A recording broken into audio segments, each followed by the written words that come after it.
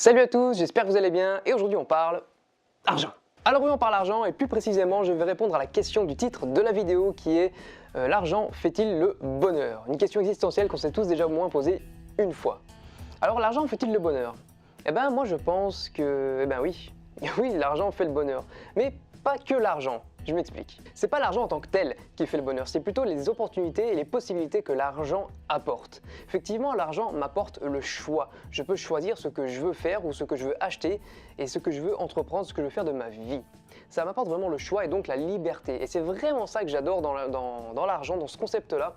C'est vraiment ça que l'argent apporte pour moi, c'est le bonheur au niveau de la liberté. Alors l'argent n'apporte pas le bonheur en tant que tel, mais il y contribue énormément. Parce que l'argent en tant que tel, finalement, c'est quoi? C'est des bouts de papier, des pièces de métal, et c'est même encore aujourd'hui, à notre ère de technologie, c'est plus des chiffres sur un ordinateur, ou même c'est même électronique, on ne touche même plus l'argent. Avec nos cartes, on paye directement, hop, et on n'en parle plus, et on touche même plus l'argent, donc c'est même plus réel l'argent.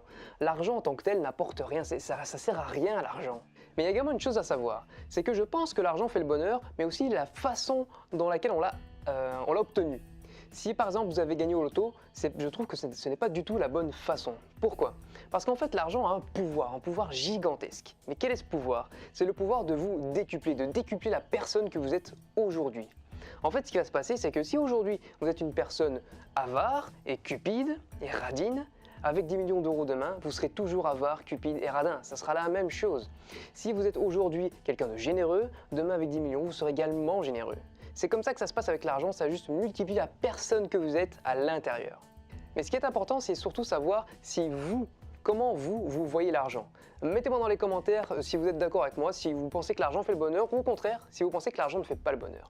Et je vais vous expliquer aussi le mythe ou la légende qui est un peu autour de l'argent. C'est-à-dire que la majorité des gens pensent, et moi je pensais exactement la même chose, que l'argent était quelque chose de négatif, que ceux qui avaient de l'argent étaient des personnes malhonnêtes, que c'était des personnes radines, que c'était des personnes qui faisaient des choses illégales pour avoir de l'argent. Et c'est encore un mythe qui a la dent dure, c'est énorme, c'est très difficile à se défaire de ça.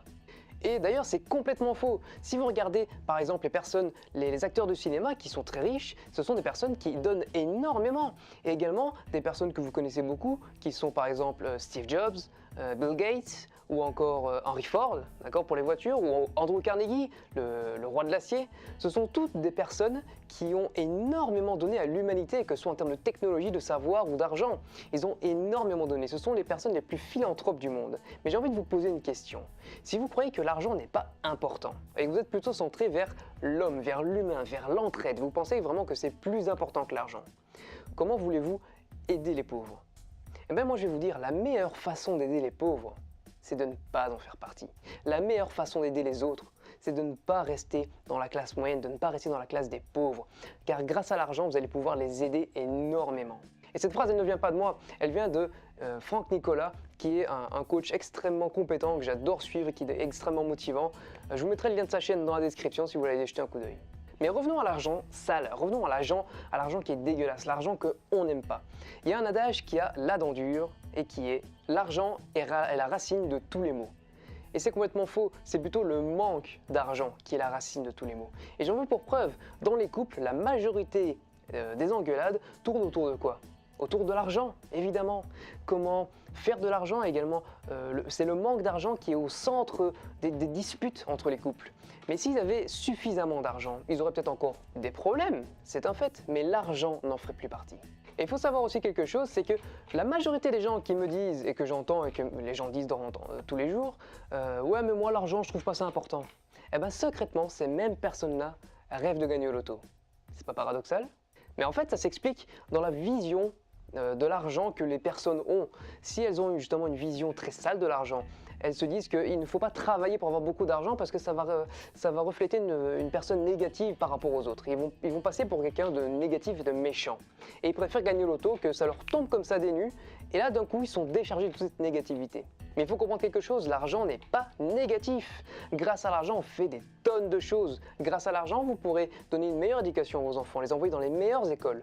Vous pourrez également payer les meilleurs médecins pour vous et pour vos enfants et pour vos parents par exemple. Vous pourrez également offrir une maison à vos parents au lieu de les mettre en hébergement ou ou des maisons de retraite qui ne sont pas agréables. Vous pourriez faire des tonnes de choses, prendre plusieurs semaines de vacances, plusieurs fois par an. Ça vous donne vraiment énormément de possibilités. Il faut vraiment arrêter de se dire ouais, l'argent c'est mal, l'argent c'est sale, l'argent c'est vraiment pas bien. C'est complètement faux, mais si vous pensez ça, libre à vous, mais j'ai le regret de vous dire que vous ne serez jamais riche malheureusement. Après, vous pouvez avoir votre propre avis, j'ai pas de problème avec ça. Vous pouvez avoir votre propre avis comme j'ai le mien. Laissez un pouce en l'air si vous êtes d'accord avec moi et un pouce en bas si vous n'êtes pas d'accord. On va jouer à ce jeu comme ça. Ne voyez pas l'argent comme une fin en soi. Voyez l'argent plutôt comme un formidable outil, un formidable moyen de réaliser vos objectifs et vos rêves. Voyez vraiment l'argent pas comme une nécessité, il ne faut pas être avare, mais plutôt comme un véritable moyen, un outil super efficace pour réaliser ce que vous avez envie de faire. Et là, vous allez vous rendre compte tout de suite que l'argent que vous pensiez peu dispensable, que vous pensiez vraiment très peu, que ce n'était pas vraiment un objectif en soi, que ce n'était pas quelque chose de prioritaire pour vous, eh bien vous allez voir que finalement, on tend vers quelque chose d'un peu plus prioritaire. Ça va peut-être pas être la priorité numéro 1 pour vous, parce qu'il y a la santé, il y a la famille, il y a tout autre paramètre qui rentre en jeu, mais l'argent va grappiller quelques échelons, vous allez vous rendre compte que l'argent est peut-être un peu important. Et malheureusement, dans le monde dans lequel on vit, je dis bien malheureusement, tout tourne autour de l'argent. On ne peut pas vivre sainement sans argent. Sans argent, on n'a pas le choix et on subit la vie, on subit l'existence des autres. Et d'ailleurs, vous pouvez le voir quand vous allez au restaurant, quand vous allez faire des courses, etc. Qu'est-ce que vous avez? Vous avez un budget, vous êtes serré par rapport à un montant spécifique d'argent et par rapport à votre travail, à votre salaire, etc. Et c'est toujours l'argent, en fait, finalement, qui choisit pour vous. Moi, j'ai une vision différente. Je pense que l'argent, justement, peut me libérer de ces contraintes-là et peut être quelque chose qui va justement m'offrir beaucoup plus de possibilités. Donc j'espère que cette vidéo vous a plu. Elle n'était pas très longue. Je vous ai donné mon avis par rapport à l'argent. Donnez-moi le vôtre dans les commentaires. Vous pouvez mettre un pouce en l'air si vous avez aimé. N'hésitez pas à partager la vidéo sur les réseaux sociaux, que ce soit sur Facebook ou sur Twitter. Faites comme vous voulez. N'hésitez pas à vous abonner à la chaîne pour être informé des prochaines vidéos qui vont sortir sur la chaîne. Et surtout, n'oubliez pas, la vie est un jeu. Alors, amusez-vous. Ciao!